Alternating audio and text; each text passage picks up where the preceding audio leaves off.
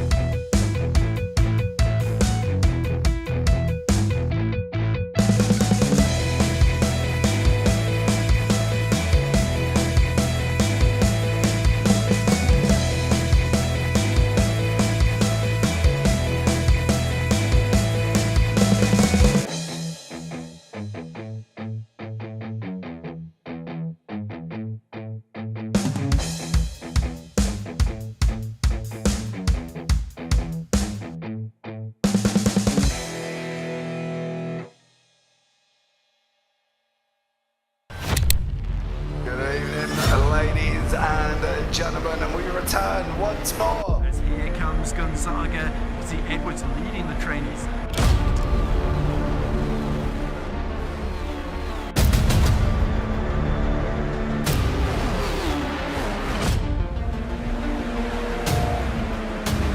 Back to go all the way around the outside, but he's done it before. He's laid the brakes into Ascari. He gets it stopped in time, and he takes that.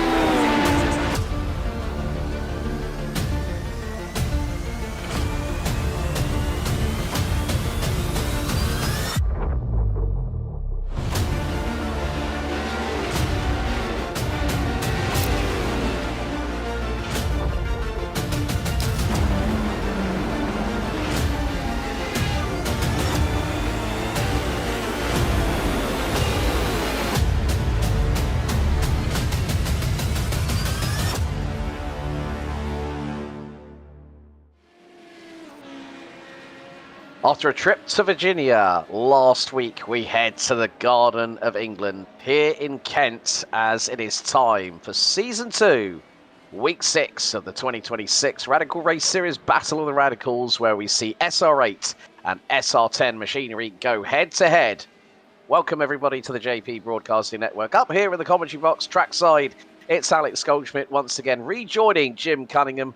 And what's more, this circuit needs no introduction. Opened first back in 1950, this 2.4-mile, 9-turn circuit will provide pack racing, elevation changes, fast sweeping corners, and a bit of slipstreaming to boot. And Jim, good evening, sir. How are you? 1 week ago, after we had a bit of a slobber knocker back in Virginia in the good old land of the stars and stripes. Yeah, this is obviously quite a bit different circuit. I have to say, I didn't know a lot about Brands Hatch, short of, I used to be a GP circuit way back in the day. And but, man, I tell you what, over the past, couple of years, on iRacing, I have grown to love this place. We were talking pre-race about it, and just, it's just one of those iconic circuits to me, for any of the Americans out there, when you think of iconic circuits in the United States, you kind of think of, Watkins Glen, and, Brands Hatch. They're not the same kind of track, but just the same level of iconic status, and this is certainly a place that is fun to watch. Just about anything you put on this track is entertaining, It really is. It definitely is. It has hosted the British Grand Prix for Formula One for 12 times between 1964 and 1986. And famously, there was that big kerfuffle when James Hunt, when running for McLaren, was effectively excluded from the race, and the fans were shouting, saying, "We want Hunt," from the bleachers, the grandstands. It has hosted anything and everything that you can think of. A1GP, British touring cars, and so much other great machinery. But let's give you, for all that are new to the Radical Race Series Battle of the Radicals, well, let's take a look at the schedule coming up. Week 7, we head next week to the Hungaroring. Then we go to WeatherTech Raceway, Laguna Seca in wine country in California on week 8 on May the 7th. Silverstone, the home of British motor racing.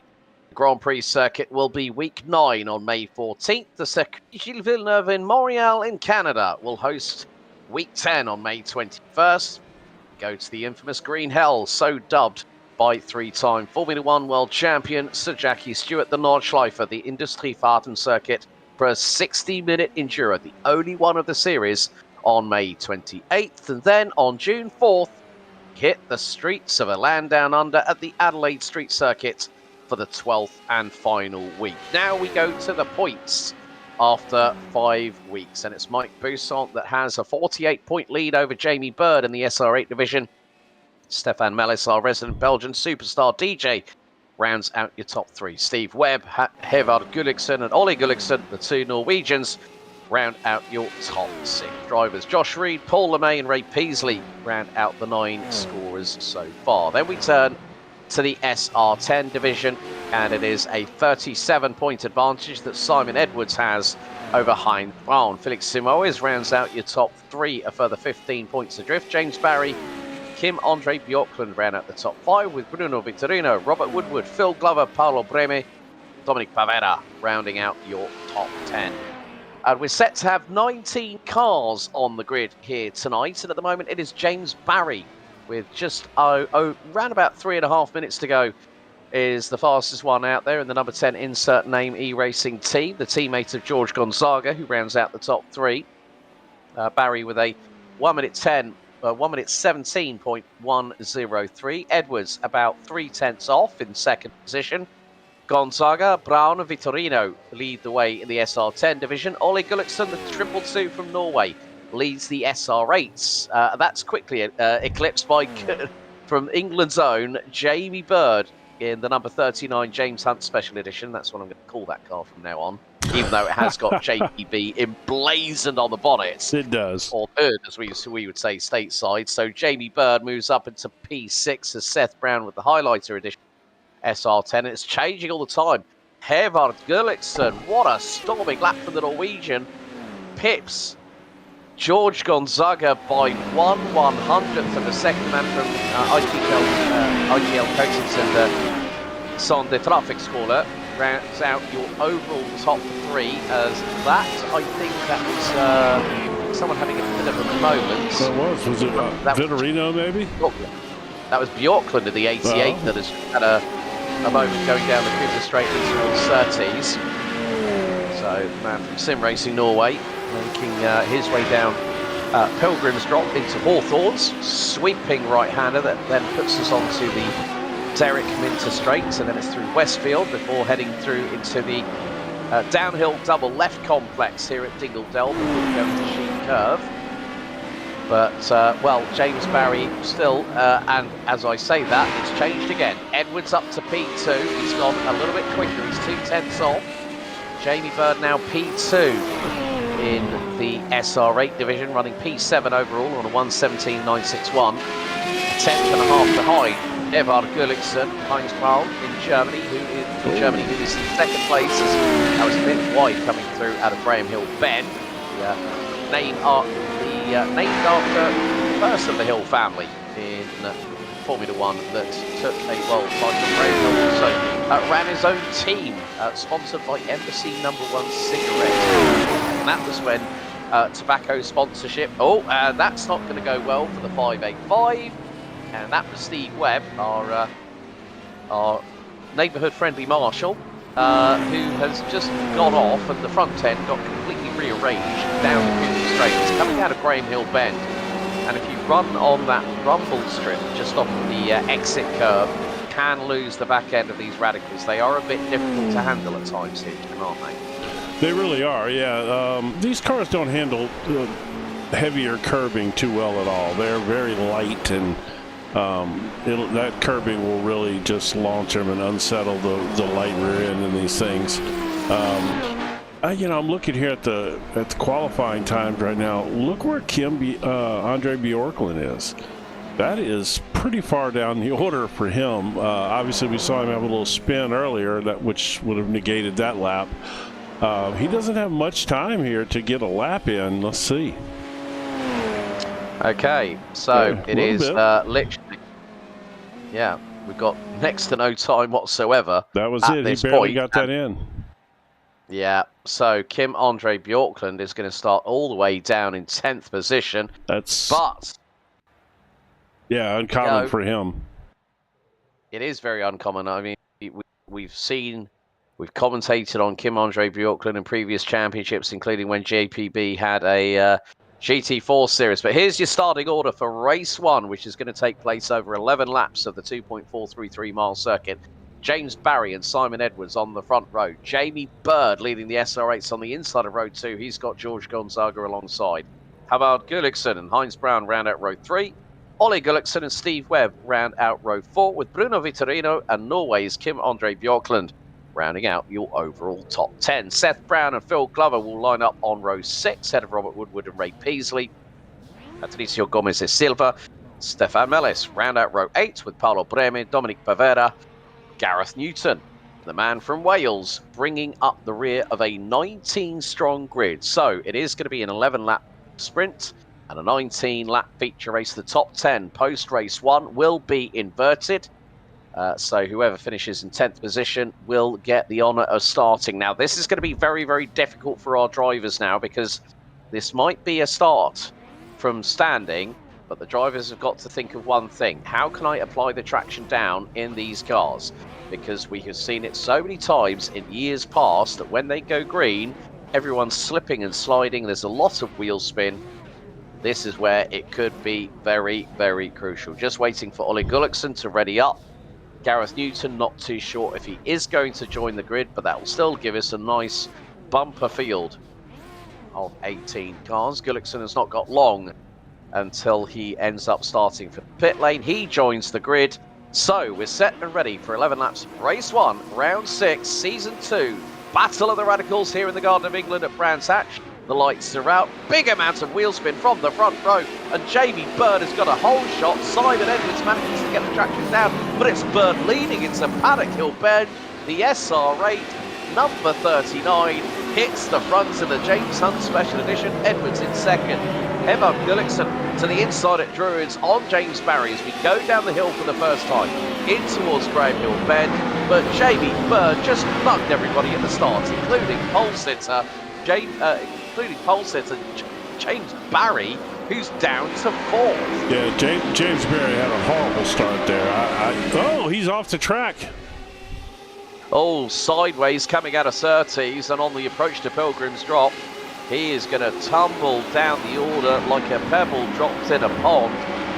Meantime, yeah, like you say, it's just, both him and Simon Edwards, they weren't at the right biting point, and the rear wheels spun up. But here we go through into Sheaves, heading into Sterling's, and Edwards was looking up the inside of Jamie Bird. Bird comes that off.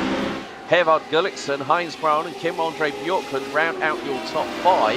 And get this, folks, first and third are SR8s. The remainder of the top 5 are SR10s. And look at this, it's a 60-40 split between the machinery at the moment as Jamie Bird leads Simon Edwards over the line to complete lap number 1 with an advantage of 0.3 of a second. There's Mr. Positivity himself, Phil Glover, in that wonderful Castrol livery Caterham Radical SR10, as Woodward and Peasley are making a case for musical chairs here in this particular part of Kent in the United Kingdom. Around about an hour and a half drive from Dover.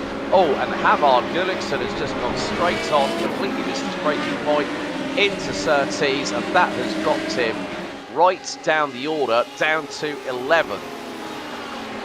Yeah, that was a rough. He missed his braking marker bad there, but Bjorklund, we were talking about his not his normal qualifying effort there, but he sure is making up for it. He's up 6 spots already, solidly running in 4th place here. Yeah, so this first lap and a half of the race has put the cat amongst the proverbial Radical SR8 and SR10 pigeons here at this circuit, but still, Bird leads, Edwards in second, Brown, Bjorklund, Gonzaga, Webb, Brown, Vitorino, Glover, and Ole Gulliksen is the second of the Norwegians. So unfortunately, Gareth Newton has not taken part in this particular adventure here in Brands Hatch. Nevertheless, on lap 3 we are, and the fastest lap of the race is by the man in second position, Simon Edwards. But Jamie Bird is absolutely flying. He's got the wing beneath his wheels right about now, because he's 7/10 up the road. Heinz Powell now closing in on Simon Edwards as they go down Pilgrim's Drop into Hawthorne's Bend. So again, some real battles happening. Gonzaga to the outside into Hawthorne's on Bjorklund. You've got to be a little bit quicker than that, George, I'm afraid, to try and get through. Simon Webb is actually doing pretty well. So Steve Webb has made up 2 places, qualified P8, and he's got a big gap between himself and Seth Brown in the highlighter edition. He's 8/10 back in the 7th position. Biggest gap at the moment as Robert Woodward gets a slowdown penalty for exceeding track limits. But the thing is that Jamie Bird has rocketed into the distance And more to the point, here comes James Barry. He's trying to make his comeback through the field. He's up past Patricio Gomez de Silva. That's for 13th position overall, but more importantly, that is P9, the SR10 division. So that moment coming out of Surtees, sideways on the grass, heading down into Pilgrim's Drop, has cost the number 10, who put it on the who put it on pole position. The pole sitter comes a bit of a cropper here in race 1 here, Jim, but if he can get up to 10th place by the end of the 11 laps, then he's got a second bite of the cherry, so to speak. Yeah, and I think he's got enough time with his speed to probably get there. You know, it's obviously going to depend a lot on what happens in front of him, but yeah, that was a bad first quarter of that lap there, between having the horrible start, which probably now that we got a chance, actually I'd like to go back and look and see if he spun on his own there, or if that was an incident where he might have gotten touched. Well, we got a second. Let's go back and look at that. Okay, so out of Surtees, no, he just bumps on the exit curbing. Oh, that was a co-brown. Clean up on aisle 3 and then bring the mop along with you to clear up the mess that you've left behind. I tell you what, he did a good job of not destroying that car right there. Oh, 100%. It was a quick, like, cat-style reaction, and he just had to go on the anchors, turn it the other way. In the meantime, we've got a real good battle brewing here. Kim-Andre Bjorklund, qualified P10, now is up to 3rd, ahead of Heinz Brown, who has got to his inside on the exit of Surtees. That is going to be George Gonzaga.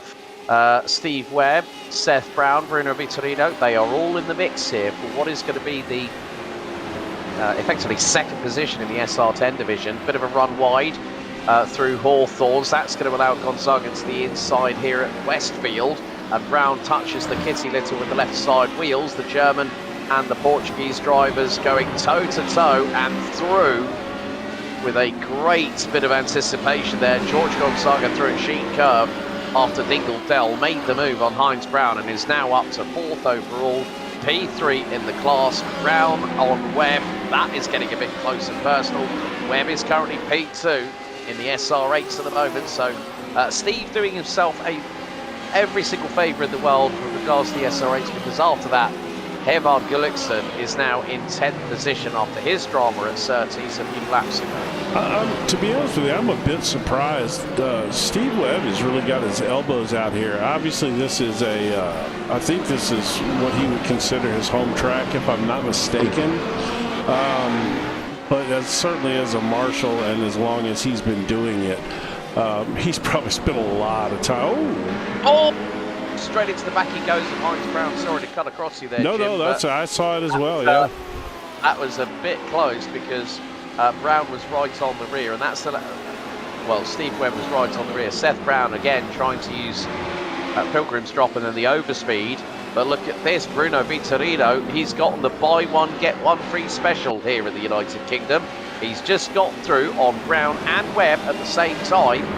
That was going through into Westfield off of the Minter Straight. So Bruno Vitorino, the man from Brazil, qualified on the inside of row 5 alongside Kim-Andre Bjorklund, but Vitorino does not have the pace that Bjorklund does, who is still, who is now P3 overall, but he's got Heinz Brown right up his rear exhaust as they go toe-to-toe into Paddock Hill Bend, and the German from Herzog Motorsport gets through on George Gonzaga, and now here we are on board with Bjorklund as they go through the adverse camber downhill right-hand hairpin at the top of the circuit, and through into Cooper Straight off of Graham Hill Bend.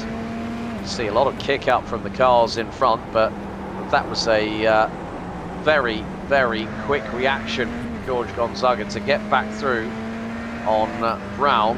And the good thing is with Paddock Hill Bend, it's a blind crest, blind apex, and Gonzaga just got the crisscross up Pilgrim's Rise and got the move done into Druids. But this is not stopping Heinz Brown from chasing him down and trying to go for that second place in the class. But that means that there is a big gap between second and third overall. Simon Edwards is 4.7 seconds up from this battle, and he's only half a second behind the man who surprised everyone with the rocket ship start. And Jamie Bird, oh, look at this. Oh. Now, Bird was a bit slow coming out of the final corner, and that was out of Clark Curve, and to the inside goes Simon Edwards for the overall race lead. But I think Jamie Bird might have a little bit of a strategy play here. He goes late on the brakes into Druids, off of Pilgrim's Rise, nearly gets the over-under. He's going to try and do something special here. Can he try and do something through the Cooper Straight after Graham Hill Bend? Yeah, I think Jamie Bird, he might have just had a little bit of an error coming out of Stirlings and going down Clearways into Clark Curve, because that was very uncharacteristic. I mean, Jamie at that point, Jim, had a 5.5 tenths of a second advantage, and then he's just come through out of Clark Curve, and then Simon Edwards has gone, well, he's made a mistake, I'm going to take complete advantage. Yeah, this little battle right back here is really heating up here.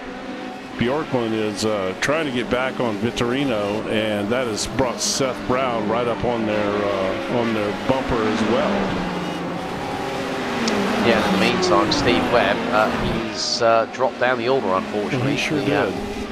Yeah, he's down to 13th overall, P4 in the SR race. So we're going to see what's happened here. Oh, that's a big moment, and that was coming out of Westfield into Dingledale from Steve. He managed to, well, I mean, if it's real life, he'd be getting a bill from Jonathan Palmer, the XF1 driver, who also is the CEO of Motorsport Vision, who actually own and operate multiple circuits, including Circuit Navarra in Spain, and also Brands Hatch. So Steve would have gotten an IOU, well, an invoice to the post saying, okay, here's your grass cutting bill, pay it now within 30 days. Meantime, back to the front of the field, I have just noticed we've got a new fastest lap of the race, 1:17.807 by Hevard Gulliksen in the number 55 SR8, 1:17.807. And that's fast. That's quite fast. The only other driver that's gotten into the 1:17s in this race is Heinz Brown. 1:17.986. And Brown and Gonzaga still battling over that second place. Yeah. So that battle's really been. Oh, look at the back there. Look at this. Oh, nearly 3 wide. Seth Brown nearly putting it to the outside of Bruno Vittorino. Kim Andre Bjorklund was looking to thread the eye of the needle and go to the inside. We ride on board with the Norwegian, and he keeps Seth Brown at bay. Vittorino making the back end of the number 27 SR10 wider than an 18-wheeler articulated lorry as they go through out of Dingledale into Sheen Curve. Then it's going to be the run into the 90-degree left-hander here at Stirlings, as someone has been mopping up the grass in front, and that is Kim Andre Bjorklund, I believe. I believe it is. Well, Bjorklund did cut the, well, that was Kim Andre Bjorklund, but Seth Brown is now finding that he's going to be in the clutches of a certain Hevard Gulliksen. Looks like it was Seth Brown who's had a moment. James Barry in the here comes Barry. He's up to 10th, so right now he is sitting in the potential pole position for the next start of the next race, but I don't think he is done just yet. No, I don't think so either. We're going to have a look at the replay. We're going to have a look at the go back track side. Kim Andre Bjorklund, Hevard Gulliksen's not through on Seth Brown. Here comes Phil Glover on the inside of James Barry. Oh, that's brave from Mr. Positivity. He gets through on the run down towards Dingledale out of Westfield. Barry comes through with a big lick of speed, the pair of wheel to wheel. Glover still to the outside. He's going to get the inside line here for Stirlings. Phil Glover and James Barry still wheel to wheel as they go down Clearways. Now this can give Barry the opportunity to get the inside line as Simon Edwards, now the new race leader, puts us on to the last lap. Glover and Barry still side by side out of Clark Curve. 2.433 miles to go. Who is going to get 10th place and with it pole position for our 19-lap feature race 2 coming up shortly? Well, Phil Glover has decided, you know what? I think I might want to start here at Brands Hatch pole position, whereas James Barry more interested in points. That's fantastic right there. Somebody needs to clip that and turn that into a reel for Phil Glover. Phil running side by side for almost a full lap with arguably certainly one of the top radical drivers in the world. That was a big off track. Jamie Bird, how do you do, good sir? You kept that one pinned. Full throttle, out of Hawthorns, into Minter Straight, and then through into Westfield on the dip down to Dingledell. But we've only got Clearways and Clark Curve to go. Jamie Bird put the march on everybody, gave a warning shot, but out of the final corner at Clark Curve, round 6, well, week 6, race 1, it goes the way of Simon Edwards in the number 52, taking the overall victory.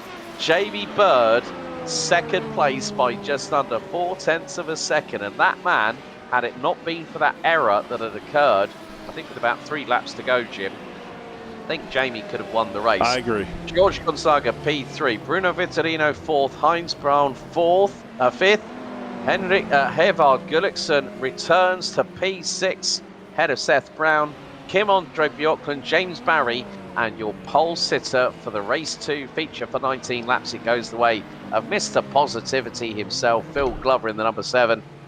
Then we got Robert Woodward, Oleg Gulliksen, Steve Webb, Ray Peasley, Paulo Breme, then Patricio Gomez e Silva, Stefan Mellis, and Dominic Pavera all cross the line. And that is your provisional results for race 1, week 6 here at Brands Show them to you real quick, even though we just kind of went through them there. Yeah, but we got a little minute here, but yeah, well, there's definitely some talking points. I mean, Jamie Bird launched it, absolutely launched it, and I have to say, Simon Edwards and James Barry, I never would have thought I would have seen both of them pick up significant wheel spin, tyre smoke filling the air here, Jim, at Brands Hatch, but nevertheless, you know. What a race! Yeah, no, it was. We had battles everywhere. I tell you, I really can't get over the Phil Glover thing. You're running side by side with one of the top radical drivers in the world. I mean, James Barry literally is one of the very best in the world. That has to be a thrill for Phil to go wheel to wheel with him for a lap in that door to door clean racing. I mean, that is so, just fantastic for him, man. I love to see that. I really did. You know what? After this broadcast, I will get on the case with clipping that with Phil Glover and James Barry going wheel to wheel. That's, for us that have known Phil for a while now, they call him Mr. Positivity for a reason, but man, I tell you what, he has progressed. He works with Simon Edwards regularly, practicing and training, and he has really improved so much, and that right there was just almost like a culmination of that, to see him going side by side with Barry there for almost a full lap, holding off James Barry there a little bit. That was great. We all love Phil anyway, everybody does that ever talks to him or hears him talk, but yeah, that was just fantastic. Yeah, so we're coming to the end of our 2-minute warm-up session. So some of the drivers out just getting a feel for the conditions. Nearly 29 degrees track temp, 19 degrees air temp. So you're probably looking at the high 60s, around about 66, 67 degrees Fahrenheit. Yeah, well, Kim just thought I'll just. No, I know. It just caught me off guard. You see that, and the first thing you think is he's having a wreck, but they're just playing, obviously. All right, well, let's see here. We got speaking of Mr. Positivity. Here he is on pole position for the 19-lap race 2 feature here for week 6 out of 12 for season 2 2026 for the Radical Race Series Battle of the Radicals live here on JPB. Phil Glover and James Barry on the front row. Kim Andre Bjorklund and Seth Brown, row 2. Havard Gulliksen, Heinz Brown, row 3. Bruno Vitorino, George Gonzaga, Jamie Bird, and Simon Edwards round out your top 10. Go over the page, and on the driver starting order, it's going to be Robert Woodward and Ollie Gulliksen on row 6. Steve Webb and Ray Peasley, row 7. Paulo Breme and Patricio Gomez e Silva round out row 8. We've got Stefan Mellis and Dominic Pavera rounding out the 18 strong. Gareth Newton looks like he's not going to start with us as the lights are starting to ignite here for this second race. 19 laps here at Brands Hatch. The lights are out. Good start by Phil Glover. No wheel spin. James. Oh, there's 2 with the barriers. Gomez de Silva and Peasley. And they haven't even crossed the stripe. And Phil Glover got the launch he wanted. However, James Barry has already dived to the inside. This is nearly 3 abreast. Barry trying to get through on Gonzaga and Bjorkman through at Druids early doors. But Ray Peasley and Patricio Gomez's Silva came together before they even crossed the stripe on the opening lap out of 19. But it's Barry from Glover. Hevard Gullikson into P3 as we head into Surtees. Now it's the long run down Pilgrim's Drop into the sweeping right-hander at Hawthorns. Simon Edwards has got through on Bruno Vitorino, who's dropped behind Robert Woodward in the meantime. And Woodward in that bright pink. We just lost Gullikson there as well. Oh, so Ollie Gullikson. That's not been a good one for the second of the Gulliksons, obviously related by name and by bloodline, but Phil Glover holding his own in second position as we head through Dingle Dell into Sheen. And there is Edwards through on Gonzaga. Up to 8th is the number 52, our race 1 winner. So Silva and Peasley repairing. Steve Webb's got damage. He's had a mechanical black flag as well. So he does. Our Marshall Cuddy is going to have to park that in the pit lane. And look, the front end is absolutely ripped to something. It's You can't destroyed. even turn it left. I think he might have gotten into something with Bruno Vitorino. Let's look real quick here. Back to the action on track, but no, I think this might have been on. Vitorino. Yeah. And Vitorino spins in front of Webb. Webb's got nowhere to go. Pinballs onto the left-hand side. Oh. Yeah, that's what it was. Yeah. So poor old Steve Webb. He's very now unfortunate. hit. But meantime, however, things have changed. Phil Glover has dropped down to 9th, and he's got Woodward on his case. Edwards, in the meantime, trying to go through around the outside at Hawthorns on Seth Brown. They've got Jamie Bird just in front. Bird's up 4 spots from 9th on the grid. So Bird and Edwards are the 2 men that are really starting to get on the move here as we are on the ending part of lap 2 out of 19. So Webb has rejoined. Looks like Ray Peasley has called time on the race. I'm not at all surprised because I would probably be just as frustrated as him, as James Barry at the moment, ahead of Hervard Gullikson, has now got a 2.1 second lead. We go on to lap number 3 and a new fastest lap from the race leader, 1 minute 18.550. But look at the gaps between everyone second downwards to 8th, where George Gonzaga is currently located behind Simon Edwards. We've got 5 tenths, 3 tenths, 6 tenths, 5 tenths, 4 tenths, 3 tenths, then at 1.3 seconds down to Phil Glover in 9th.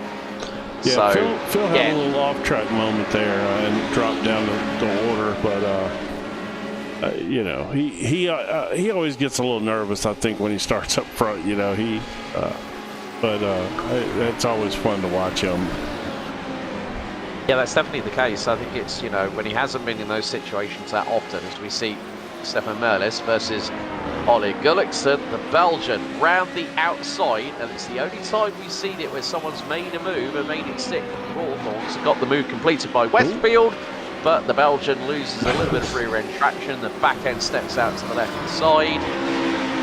Ollie Gullikson, the 222 from Norway, manages to get through. Edwards now on ground. This is for 5th overall as they come out of Clark Curve. George Gonzaga makes it a 3-car fight as they go down the Brabham straightaway into turn 1 at Paddock Hill Bend. Edwards shows his nose. Brown closes the door. Edwards having to wrestle with the steering wheel as Brown goes sideways up Pilgrim's Rise. And then Gonzaga to the inside of Edwards at Druids. That is a possible change of position. The way it's turned out is that Edwards gets the inside line for Graham Hill Bend, and here comes Jamie Bird with a big lick of speed. That SR8 of Jamie Bird is an absolute rocket ship, and he's having to check up to avoid a collision with George Gonzaga. Now into Pilgrim's Drop. Bird will get the side draft here from the Portuguese driver to his right into Hawthorns. Bird has to dip off the throttle, dab the brake, and keep it on terra firma. But he looks to the inside. That was a cheeky look from Bird on Gonzaga through Westfield into Dingle Dell. He could have gotten the move had there been a little bit of room left on the inside, but Gonzaga was able to keep the racing line firmly in his favour rather than the man behind him. Well, I talk every week to Simon, or he sends me a message, and kind of tells me what they've done with these cars this week as Simon's making his move on Seth Brown here. It'll be tough, though, to hold that outside. It can be done, though, at Paddock Hill Bend. Yeah, he just did it. He does it. He does it. That man has won so many Radical Race Series titles. Birds at the inside have gone target. And there is a touch. Oh. Talk about squeaky bum time right about there, Jim. I'm telling you, I literally leaned over in my chair to see around the timing tower, like I was going to be able to see around the timing tower. I wanted to see it so bad. Yeah, that was he did manage to get it done, but I tell you what, Seth Brown gave him all he wanted, and he's coming back and going to give him a little more, it looks like. Yeah, through to Hawthorns again, off of Pilgrim's Drop. Then it's through the Minster Straight into Westfield. And then down the hill. This is where you really need to be fully compass mentis, fully focused, and have complete confidence in the car and the setup underneath you. And that is where people like Simon Edwards seem to always, they cross the T's, dot the I's, don't they? They don't leave any stone unturned. Well, especially him, I mean, him and the likes of James Barry, those guys although James Barry is more known for driving the fixed setup radicals in all the high-end, iRacing events and stuff like that. But back to what, speaking with Simon, and we were talking about that right when we saw that crazy pass. They did something a little different this week when they balanced. Oh, my goodness. That was really close there. It looked like George had a little bit of a lockup, and Jamie almost got into him. Yeah, so as you were saying... so they instead of the standard way they do it, this time they decided to give the SR8 more power, but and strap it with some weight, and then on the SR10 they decreased the power just a touch. And Simon said that he was still slightly quicker in the SR8, which is, again, not his normal car, but he always seems to be a little faster in that car anyway. And so it's a little bit different, and he felt like that this was going to be, that the 8 was going to be really, really competitive here. And, in these faster, higher speed corners now, but he said that it was going to be a little more competitive, and it clearly is. Jamie Bird's car, oh my goodness, look at this pass right here. Oh, he's sideways through Clark Curve. Was Jamie Bird applying the power on that naturally aspirated 4.2 litre V8? That was George. He did. Oh, George got through on Seth Brown, but it was actually Jamie that I saw have that big old sideways moment. Oh, I missed that. He picks up rear tyres, and here goes Bird on Brown. And that is move completed with the P7 over the P2 in the glass. So he's got we're seeing the gaps in comparison with what we saw in race 1 here, Jim, expand quite significantly between the top 6, because ahead of George Gonzaga, Simon Edwards is 2.5 seconds up the road. Simon Edwards is 3.5 seconds behind Kim Andre Bjorklund, who's P4. It is only about 9.5 tenths behind Heinz Baum, who's running P3 at the moment, P2 in the SR10 division. Hevard Gulliksen in the number 55 from Norway for the IGL Coatings and Standard Traffic Scholar entry is only 1.7 seconds behind James Barry. He's closed that up a little bit. He has. The last lap around, Barry was a 17.978. Gulliksen was a 17.953. So they're going to cross the stripe again. Actually, 9.05 this time. has the fastest lap of the race right there. Wow, he is flying.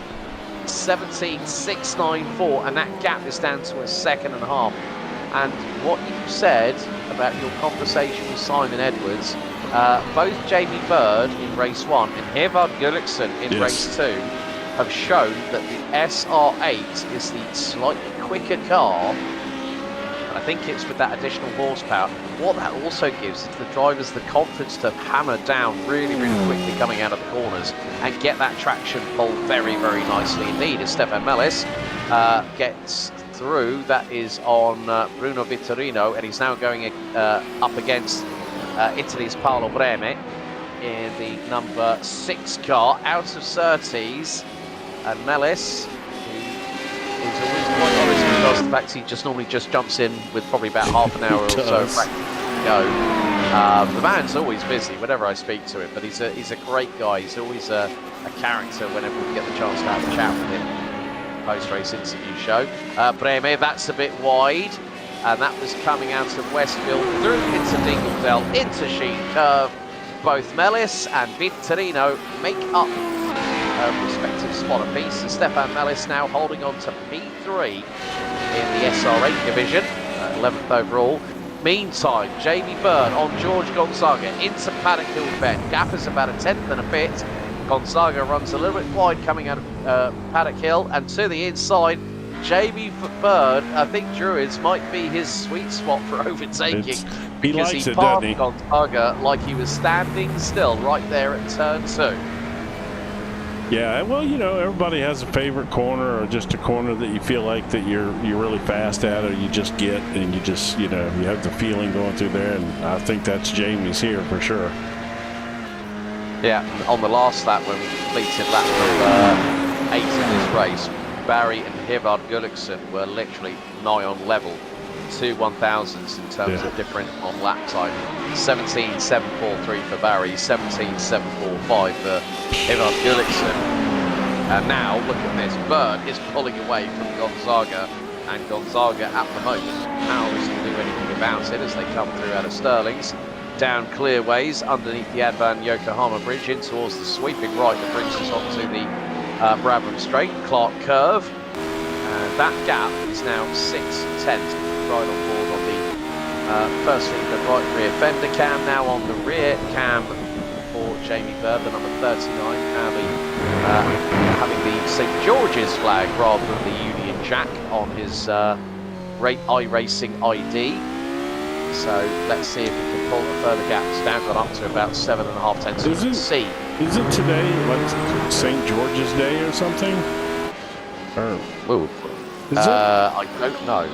Don't honestly know. I saw our mutual friend James post something about St. George's Day or something about St. George today with the, I don't know. Obviously it's, you know, I'm not real familiar with the... yes, it is. It is St. George's Day today. There you go. That's probably why he has that flag up today. Oh, Jamie! Oh, he's done it again, and here comes Gonzaga, 2 wheels on the grass. So effectively, St George's Day is the feast day of St George, and the patron St George is actually the patron saint of multiple countries. To be honest with you, and it's normally because of the fact that Easter falls close to St George's Day. Of course, Easter. Not that long ago, but yeah, it's basically one of the All Saints days that are celebrated here in the United Kingdom. But unfortunately, Google Calendar does not show St George's Day being it's not a public holiday in a sense. Unlike, say, Easter Bank Holiday Monday. Jamie Byrne a little bit wide there, coming out of Graham Hill Bend, but George Gonzaga has got that gap down to what was 3/4 of a second to around about 3 and a bit tenths. And now let's see if the SR8 can start pulling away from the SR10. So Byrne versus Gonzaga, ding ding. If he would round keep it 15. on the track, it probably would help. Yeah, it's right about that one. I think I'm just wondering if that additional bit of power through the back end of the SR8 is hurting the rear tyres. Here you can see. I mean, that's possible. You know, you get used to driving something, and then all of a sudden you get a little power boost in it, and, you know, it could very well just throw your, groove off just a touch. But that's also the uniqueness of this series, is that every week the cars change their balance a little bit, and so there's an adaptiveness to each week to having to adapt to these cars, which, in my opinion, I think is really cool, you know.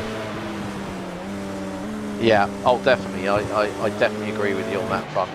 See that, Jamie Byrne is just really trying to do what he can to keep George Gonzaga at bay. Jamie is so fast, man. He really is. He's right up there like alien speed. He really is. He makes some unforced errors at times because he's always, he's driving on that ragged edge, and But we over the years have seen him improve too. He's gotten significantly faster, and he's minimized his errors a good bit, and he has really come a long way as well. Great driver, but definitely fast. I do like that livery too. It is kind of a Hunt throwback look, you know. Yeah, the same kind of. If anyone looks up James Hunt's race helmet that he sported during his days in Formula One,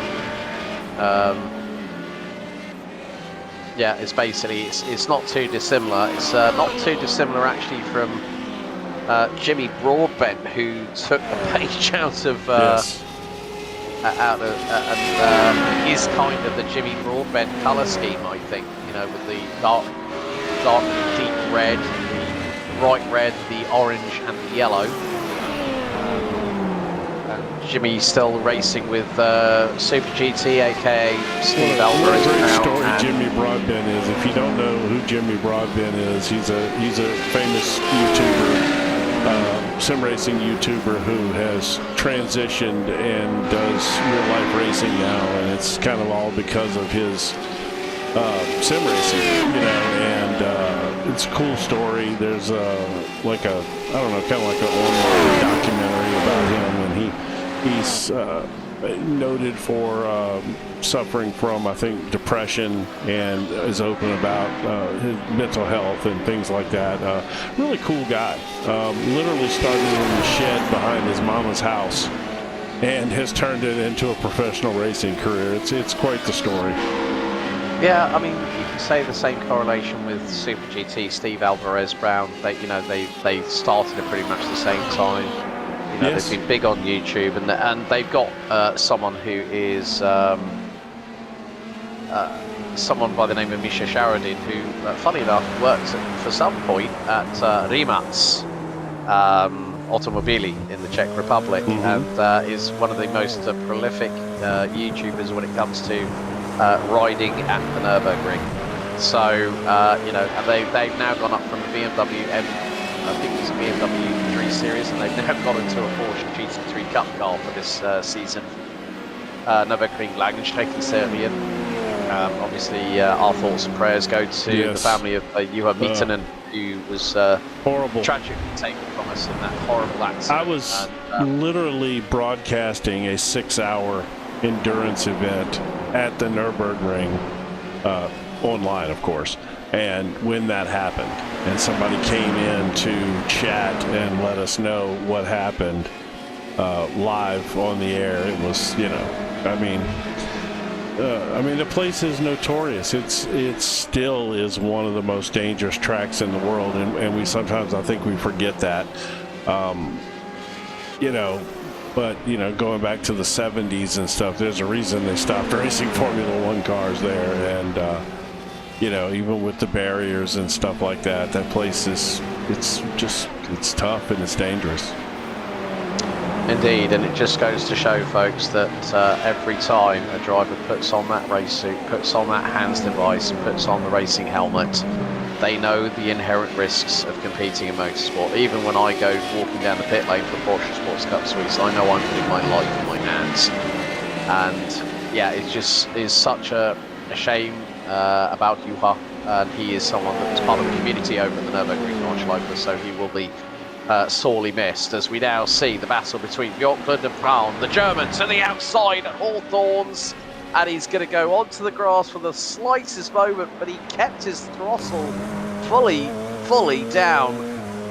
And Heinz Braun, the man from Herzog Motorsport in the number 86 from Germany, was giving Kim Andre Björklund from Sim Racing Norway in the 88 a little bit of a fright, but we are coming down to what will be the last 4 laps of this 19-lap feature here for race 2, week 6 of season 2 for the Radical Race Series Battle of the Radicals, broadcasting live not just only on the JP Broadcasting YouTube channel, but also on the Radical Race Series channel. So a big thank you to everyone that has been watching along so far this evening, and also in the forthcoming second half of the series when we go to the Hungaroring in just 7 days' time for week 7 out of 12. But look at this, whilst these two are battling, look who's stealthily like a ninja in the middle of the night Simon Edwards is closing on Bjorklund and Brown. Meantime, Gullikson has closed that gap. He's halved it from what we saw maybe about 6 laps ago here, Jim. He's got that gap down to 0.8 of a second.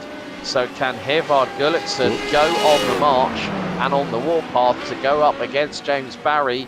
Meantime, Bjorklund making the back end of his car as wide as everywhere. possible. This is great. I mean, we're really getting some battles coming now. So like you said, Simon's creeping up. This is about to be a 3-car battle here real soon. And that battle for the lead, we went from 2.5 seconds over the course of about 8 or 10 laps. He's whittled it down to under a second now, almost 3/4 of a second up front. Gullikson. I think we're going to get some excitement here before this thing comes to an end. Yeah, Hervard Gullikson has the new fastest lap of the race of 1 minute 17.443. We're now on to lap 17 out of 19. So effectively we are getting towards the checker flag here for what has been for the best part of nearly an hour's worth of great racing here at Brands Hatch GP as we head into the Cooper Straight off the Graham Hill Bend. And look at Edwards, he's reeling in Heinz Brown, hook, line and sinker, his chief rival in the series in the SR10 division. Meantime, Ole Gullikson has ended up in the pit lane with 3 laps to go, and that's a mechanical black flag, so I would imagine Norwegian in the 222 has had an incident of some kind. It's now in towards Westfield, into Dingledell. Edwards on the hunt, Thrawn in front, and so is Bjorklund. And they are not that far away from each other as we head through into Stirling's. I wish I had picture-in-picture because we got 2 battles going on here. Okay, so it is going to be the case of Barry versus Gullikson. Gullikson now 4/10 and closing into Paddock Hill Bend. Next time around it will be the white flag lap. And Hervard Gullikson, dramas at Surtees, I think it was on lap 3 of 11 on race 1. And now James Barry has got the old Jaguar green and white in his rear view mirrors, closing in on his rear wing into Surtees here on lap 18 out of 19, running for nearly 23 minutes in total. A lot of gravel has been spewed out onto the circuit by other drivers that have missed their braking points or had dramas thereof. On down Pilgrim's Drop into Hawthorns, right on board with the front splitter camera. Hervard Gullikson in the number 55, and get this folks, Barry's last lap a 17.877. Gullikson was nearly, well, he was 0.39 of a second quicker, so nearly 4/10. And this is going to be now, we've got about 3 miles to go. Next time around, white flag will be in the air, and Gullikson gets a good run coming out of Stirling's. Down Clearways, under the Advan Yokohama Bridge for the penultimate time. Into Clark Curve, 1 more lap, 2.433 miles. Remain to see who will be our overall race winner here for week 6, season 2. And up towards Paddock Hill Bend for the final time of asking. Barry's still keeping himself in front. They've got a back marker in front. That's probably going to be Paolo Breme as they head into Druids. No one giving an inch, neither taking a mile, and it's the case of the unstoppable force of James Barry and the immovable object, Hervard Gullikson, out of Graham Hill Bend, down Cooper Straight at breakneck speed, in towards Surtees. Now Gullikson, if he can get the run coming out of Surtees now, he's going to get a good run, as that slipstream will help him close in. The gap is now closing dramatically, 0.2 of a second.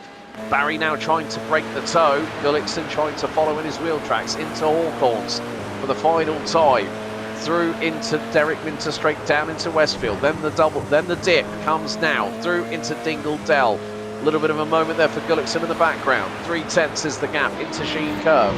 Then it's just Stirling's, Clearways and Clark Curve. Can Gullikson make it a photo finish after 19 laps of racing here in race number 2 in the Garden of England? Out of Clearways into Clark Curve. It's going to be hammered down for the pair of them, but it is going to be James Barry that is going to take the victory from 9th on the start, and he will win overall by just over a quarter of a second. Meantime, Kim Andre Bjorklund's going to streak away to the distance. He's going to pick up second in SR10. P3 overall, ahead of Heinz Brown, who narrowly pipped Simon Edwards to third in the SR10 division after 19 laps of racing. I tell you what, watching the gaps on those couple of battles there on that last lap or two was just fantastic. But what a great, obviously, James Barry out front. What a phenomenal run he had there, especially after the incident he had in race one. A couple of incidents to start, and then the other little incident. Yeah, what a nice recovery drive. Simon Edwards had a good night. First and fifth overall. That's not bad. Good night. Yeah, definitely. We're just waiting for the last few drivers to cross the stripe here at Brands Hatch for Season 2, Week 6 of the Radical Race Series Battle of the Radicals here at Brands Hatch Grand Prix. But what a race we have had in prospect for our respective classes, as we see probably what is going to be our last driver crossing the stripe. I think that's Patricio Gomez de Silva in the 101. And that, as they say, rounds up your finishing order. So James Barry takes the win after 19 Somebody laps. must still be out there. Nothing. Yeah, we've still got some. Yeah, we've still got. There it is. Well, Phil Glover, Stefan Mellis, Kim-Andre Bjorklund. I don't know what Kim's doing. Is he doing a victory lap for getting P2? I've got no idea. I think he might be. Well, here we go. James Barry takes the win and also led the most laps, 19 laps. He got to the lead very, very early indeed in the race. Hevard Gulliksen for IGL Coating and Sandy Traffic Scaller took the fastest lap of the race at 1:17.443. Phil Glover, who rounds out the top 10, and there you see the incident points. James Barry. Clean race for the number 10, ahead of Havard Gulliksen. Kim-Andre Bjorklund ran at the overall top 3, ahead of Heinz Braun, Simon Edwards. They're still at loggerheads going into Hungary next week. Jamie Bird finishes P2 in the SR8s and 12 incident points there. He finishes ahead of George Gonzaga, Seth Brown, Robert Woodward, and Phil Glover, our pole sitter, rounds out your top 10. Bruno Vitorino and Stefan Mellis round out the top 12, ahead of Paolo Bremi, Dominic Pavera, Steve Webb, Ollie Gulliksen finishing 4 laps down, Patricio Gomez de Silva 4 laps down, Ray Peasley out on the opening lap after contact with Gomez de Silva just before the start-finish line. Gareth Newton not taking to the start of the race. Just under 74 kilometres of racing completed, but we have got some drivers to speak to. And firstly, for IGL Coatings and Sunday Traffic Caller, let's bring in Norway's Hevard Gulliksen. Hevard, good evening. Good evening. That was a very, very spirited drive in that second race after the dramas you had. I think it was lap 3, race 1 tonight, Hevard. Yeah. But nevertheless, you gave Mr. Barry something to think about tonight here in race 2. You closed that gap and you missed out by a bit. I think it was about just under 0.3 of a second by the end.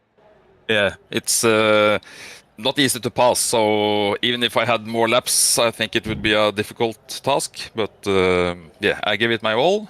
He drove very nice, and he was very stable. And I did some few mistakes, but yeah, I'm happy with the last race. The first race I counted wrong on the billiards, so I think I braked a bit, 50 meters too late almost, and then you, of course, don't make the corner, and yeah, I just have to try to make up.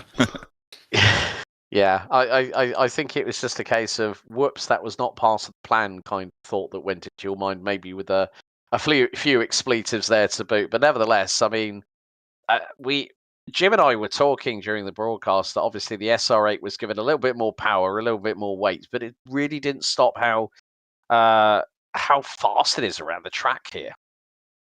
Oh, but I think both cars are almost equal. I notice I lose in some areas and I gain in some areas, but overall I think we were pretty even Steven. Yeah, it was great. Well, still a nice way to round off the evening, Hevard. But we go to the Hungaroring next week. We go to the Eastern Bloc. How do you think things are going to be with regards to maybe giving those guys in the top tier SR10s a little bit of a run for their money, because that's going to be a very different track, a lot flatter, less opportunities for overtaking, but it still should provide some great racing for everybody. Wouldn't you agree? Yeah, I hope so. It all depends on how much effort Mr. Edwards do on all the work he does and try to balance the cars. And we all are incredible happy that he does all this. So yeah, I'm just racing and trying to race as fast as I can, and hopefully I will be fighting with the other fast guys. Well, Mr. Gullickson, congratulations on your P2 in the 19-lap feature. Before we let you go, Hevard, anyone you'd like to give a shout-out to in particular? Yeah, I would like to you guys, of course, for broadcasting. A very nice show. All the radical community, all the guys on this race series, and of course my team, that is IGL Coatings and Sande Trafikkskole. Brilliant. Havard, thank you so much for your time as always, and we'll see you next week for week 7 at the Hungaroring. Well done tonight. Thank you. Okay, and I think standing by now with Jim Cunningham, we've got the man who had a bit of a drama in race 1, but winner in race 2. He's standing by with James Barry. Over to you, Jim.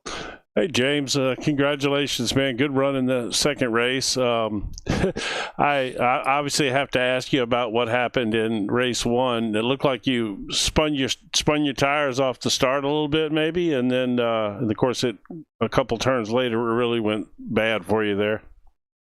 Yeah, well, firstly, it was just having the clutch point too low for the start, I guess, because of maybe it's got something to do with the nature of the start line here, where it goes kind of uphill. Yeah. Simon said he had the same issue, but not as bad as I did. And then I was admittedly expecting to have probably quite a nice, relaxed race like I did last time here, like I often do in the sprint races. And then I guess I kind of lost my head a little bit, and so I was a bit too eager to get back past the guys ahead, and then I ended up kind of putting a wheel into the grass on the exit of whatever it is, turn 4 or so. And then I can't believe I saved it. I said that on the broadcast, actually. I said, man, that was you don't realize how good of a save that was, because you were at that spot, man. It's so easy to hit the wall right there. I mean, you did a fine job saving it. You'll see if you watch the broadcast back, I even said that. That was quite impressive to save there.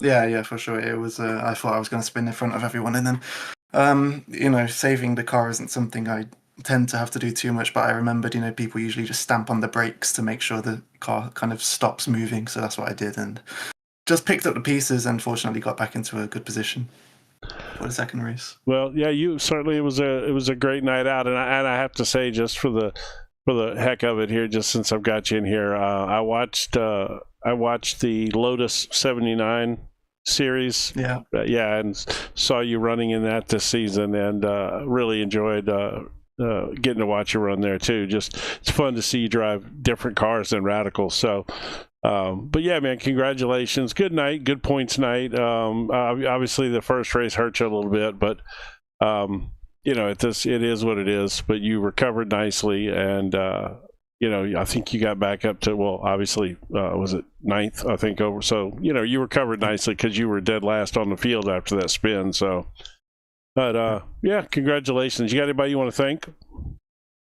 Thank you for watching the Lotus 79. Because, I really like that as well, and it doesn't surprise me to hear that you enjoy that kind of thing.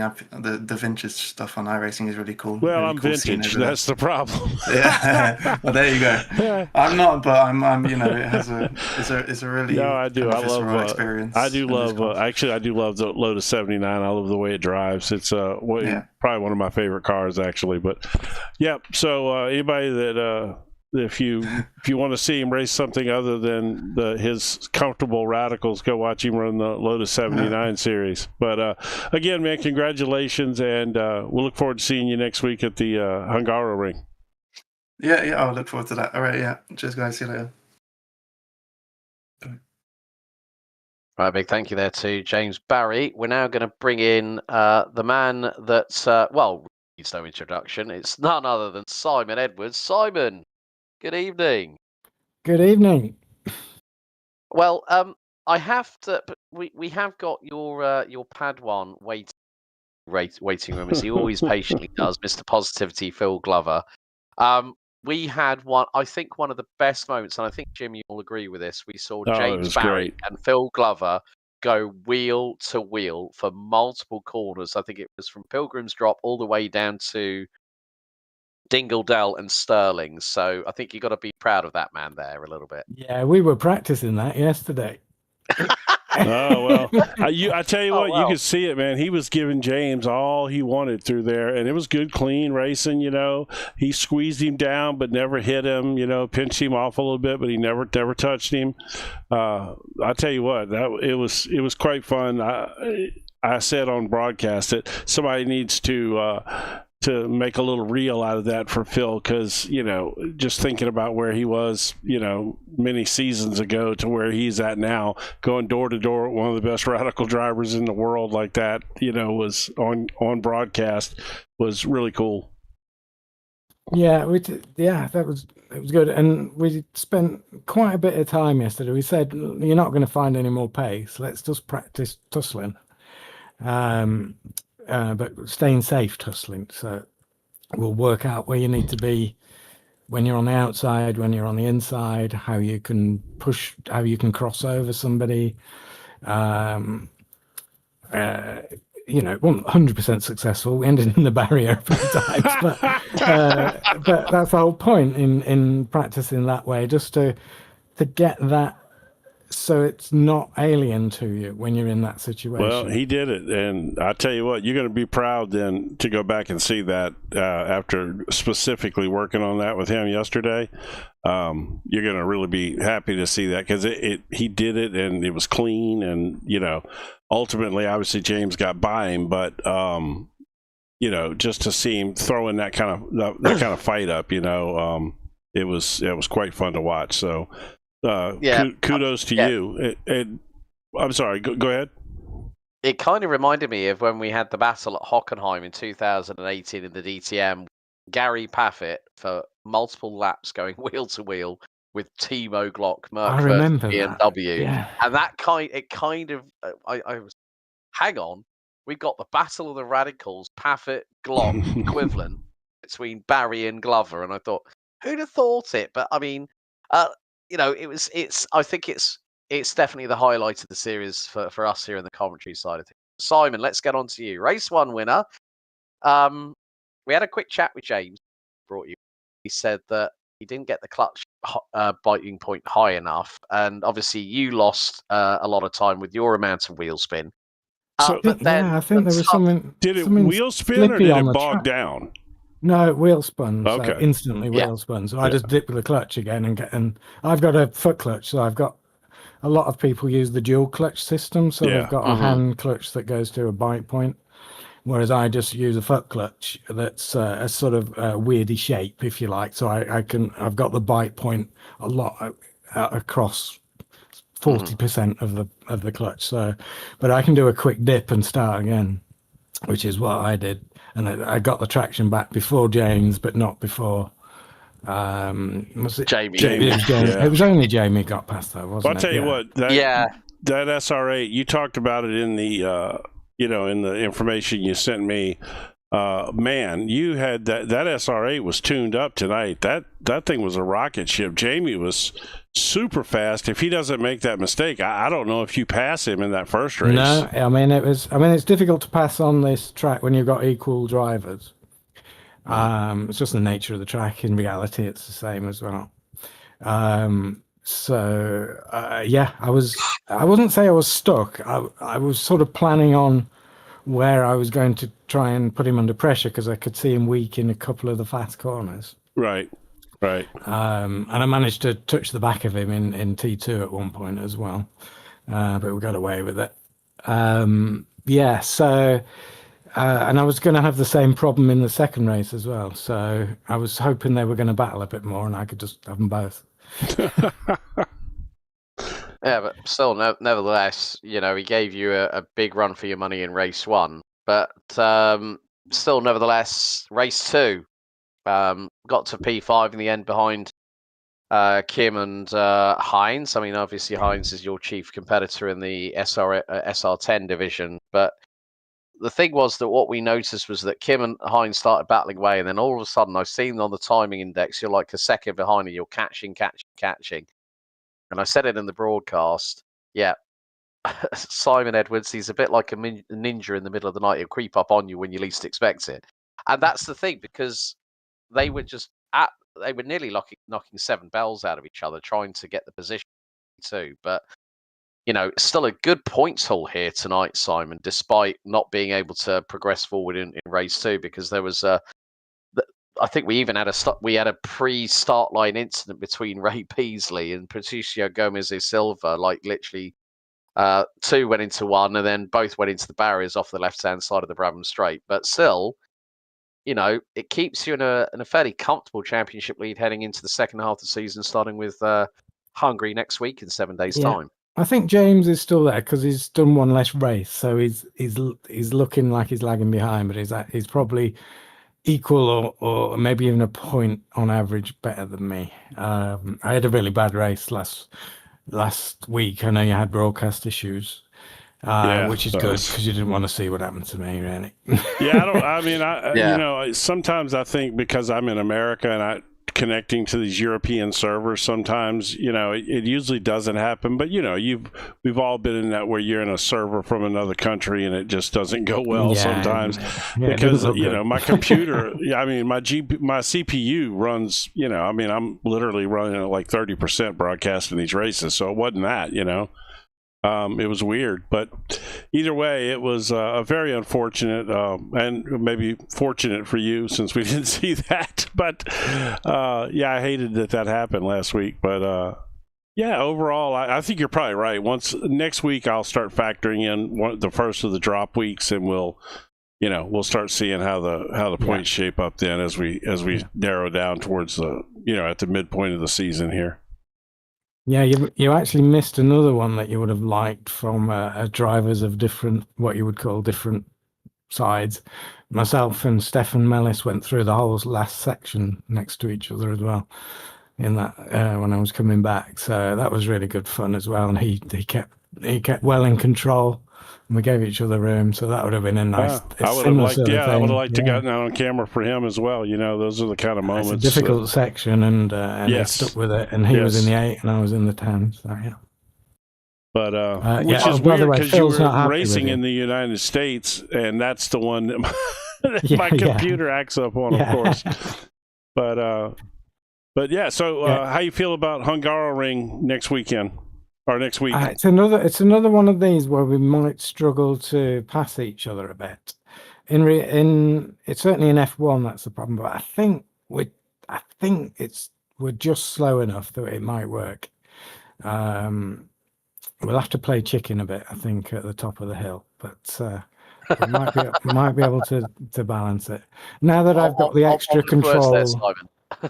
Yes. Now that I've got the extra control to reduce the weight of one of the cars, the 10, which means I can then make the 8 as it is, if you know what I mean. Right. So I give it more power, but I put a little bit of weight on it so it comes back to its lap time that it would have without the extra power, but it gets then the extra top end. I think that's going to, over the long haul, I think is really even going to improve this series more. I think that, like you said, that extra control is going to be great. Yeah, because you've still got the characteristics of the car. The SR8 is a narrower and a shorter wheelbase car, so it's got that agility over the 10 in the slow corners, and we've got the stability in the fast corners. So there's still a balance of power, if you like, of the two. So we haven't made them the same car. Right.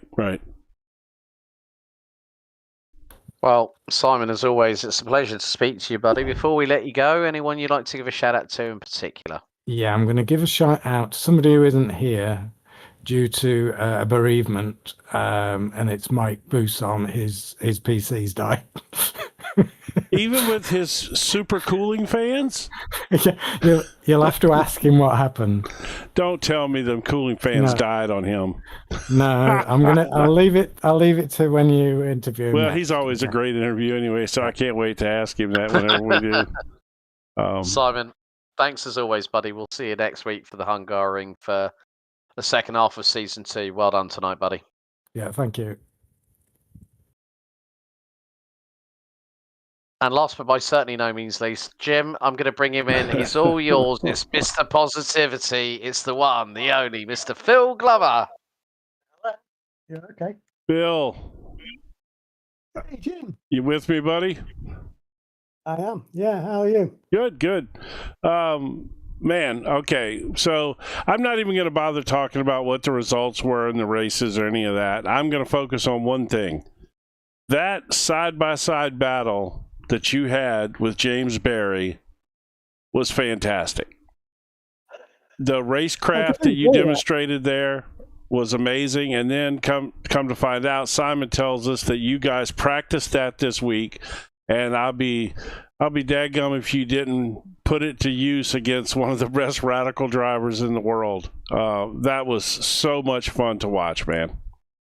Oh, thanks, mate. I'm going to look forward to watching it back on the broadcast. Well, I don't know, did you cover us on that? Oh yeah, the whole time we were talking about it, and I even said on the broadcast, somebody needs to make a reel out of that for you. I mean, literally, you were side by side, clean. You squeezed him down, but you didn't touch him. I mean, it was fantastic. That right there is a prime example of how far you've come in the, I don't know, 6 or 7, 8 seasons, whatever it is that I've known you. That right. I mean, you literally were going door to door with one of the very best radical drivers in the world, and you were giving him hell, man, and I loved it. Well, just make sure James watches that footage then.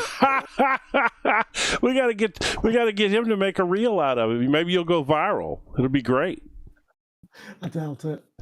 Yeah, it's a shame. After that, I let myself down with a little hiccup, didn't I? And I dropped, I think, 8 places then. Yeah. Which was a bit of a shame because I pretty much drove from there on a clean race. I guess it was a bit of pressure, maybe a bit of unwinding after battling with James. Sure. Well, I mean, let's be realistic. Guys like you and I, you get an opportunity to do that. That gets you all pumped up, and it's sometimes it can rattle you a little bit that you were I mean, that's like I said, you're going door to door with one of the best guys in the world, and it's no secret that he's one of the best radical drivers in the world either. It was just fun, and so I just, again, the results are, for me tonight. The results don't matter for you. That is your result tonight, as far as I'm concerned. Demonstrating that racecraft, and for you, and props to Simon. He said that you guys worked on that this week, and that's even cooler that you worked on that side by side with him, another one of the best radical drivers in the world. And I basically said to him yesterday, we practiced the lines, and then I said, look, I feel I need to have enough headroom to think a few turns ahead so I can start positioning myself for the next corner, which is really difficult. You drive, it's really difficult to do that. You have to be a really good driver to have the headroom to think ahead whilst driving. Yeah. I'm barely able to focus on the apex of the corner I'm in. Join the club. But hey, man. Thanks for that. Yeah, congratulations, buddy. That was so much fun to watch for me. Like I said, it was just knowing you, and anybody that follows these broadcasts, they know how, they know who you are and how you are, and that was a really cool moment. And like I said, I hope somebody makes a reel out of that so you can keep that one, because that was a good one. Okay, well that's fantastic, Jim. How was the rest of the racing with everybody else? That was good. I mean, this place produced great racing. Yeah, it may be tough to pass here, but it also, the cars kind of stay in packs a little bit, and it was good fun, good racing all around, and Yeah, I mean, this series produces great racing, and apparently now there's more controls on Simon's end to be able to control these cars and balance them differently. So I think that's going to even make this series better going forward as he gets his hands around that, and it's just going to get more and more fun. Fab. Okay, well, I'll let you get off. And all right, what buddy. time is it where you are, Jim? What's the time there now? Oh, it's early afternoon for me, or mid-afternoon. Okay. It's like 4 o'clock, 4:30 in the afternoon. Okay. So, all right, mate. Well, good to speak to you, and cheers. Alex. Congratulations again, buddy. We'll see you next week at Hungaroring. Nice one, Phil. Move of the season so far. I don't think anyone's going to top that, buddy, in my honest opinion. But thank you for joining us as always. Mr. Positivity, Mr. Phil Glover. Have a good one, buddy. Yeah, see you later. Cheers, bye. It's always a joy to hear from that man, isn't it, buddy? Always. Love that dude, man. He is just. If I ever get over to England, or actually, where is he? He's in. Is he in England? Yeah, he is in England. I would love to sit down and have a beer with Phil. I'll have to make sure I'm there at the same time so we can all have a good old chin wag. I know, right? That'd be great. Yeah. But, folks, that wraps up our live coverage here on JP Broadcasting and Radical Race Series' YouTube channel for Season 2 2026 Battle of the Radicals here at the Garden of England Brands Hatch Grand Prix. Well, the SR8s showcase their pace here. But what's going to happen next time out as we go into the second half of the series? Week 7 is just only 7 days away. And you can watch it all live right here, same place, same time as we go to the Hungaroring on April 30th. On behalf of myself, Alex Goldschmidt, Jim Cunningham, thank you so much to everyone that's tuned in tonight. And we'll see you same time next week. And as always, race hard, race fair. And if in doubt, well, you better go flat out. We'll see you next time. Thanks for watching.